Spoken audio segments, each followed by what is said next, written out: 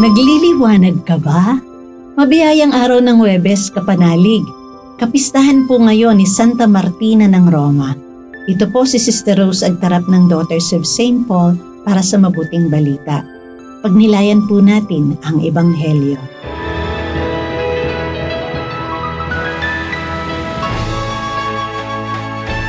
Sinabi ni Jesus sa mga tao, "Dumarating ba ang ilaw para takpan ang salop o para ilagay sa ilalim ng higaan? Hindi. Inilalagay ito sa patungan.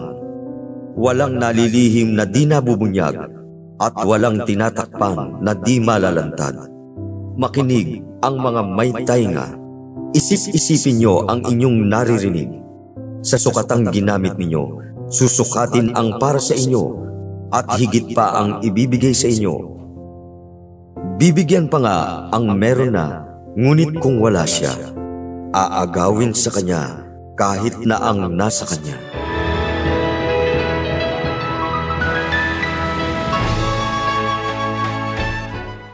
Ika nga ng isang kasabihan, you'll never know the value of what you have until it's gone. Maliban sa mawalan ng tubig sa bahay, marahil ang susunod na pinakamahirap na mawala ay ang ilaw. Mahirap magluto kung di makikita ang hihiwain. Kung makapagluto man halimbawa ng isda, mas mahirap namang kumain ng hindi natitinik. Idagdag mo pa rito ang higit na pagkakataong madapa, masaktan o makanto ang hiniliit sa paa. Talagang delikado at mapanganib sa dilim. Kaya pagbalik ng liwanag, tiyak ang hiyaw ng ginhawa para sa buong mag-anak. Marahil ganito rin ang naisipahiwatig ni Jesus sa ating mabuting balita ngayon.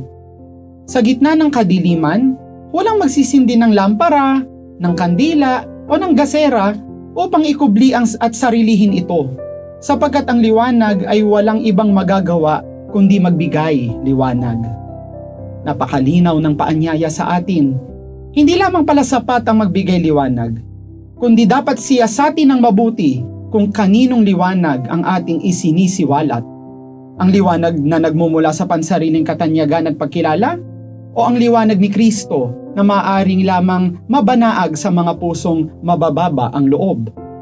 Natatanaw ba ng aking kapwa ang liwanag ni Kristo sa aking gawat salita? O baka sila'y nasisilaw na dahil sa aking mapagpaimbabaw na paghahangad na magningning? Mga kapanalig, katulad ng tubig at ilaw, napakadaling ipagsawalang bahala ang mga given sa ating buhay. Ang pusong mapagpakumbaba ay mapagpasalamat, lalo na sa mga mumunting biyaya sa araw-araw. Tanging pusong mapagpakumbaba at mapagpasalamat ang may kakayahang magningning ng liwanag ni Kristo sa madawag na mundo. Hindi natin kailangan maging nagbabagang apoy. Sapat nang maging mumunting kandilang umaandap-andap, sapagkat sa ating mumunting ningas, si Kristo Jesus ang sa dilim ay wawakas. Mga kapanalig, maraming salamat po sa inyong suporta sa aming misyon. Subscribe, like, and follow po lines sa aming social media accounts. Patuloy po kaming humihingi ng inyong tulong upang maipagpatuloy ang programang ito.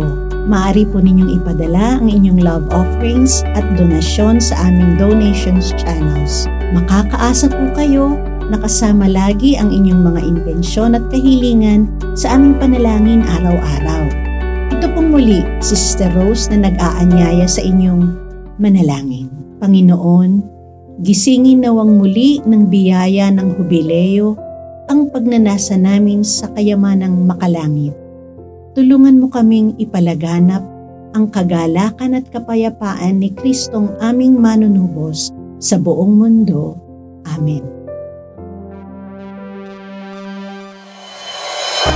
We are here to provide a new way of communicating and proclaiming the gospel.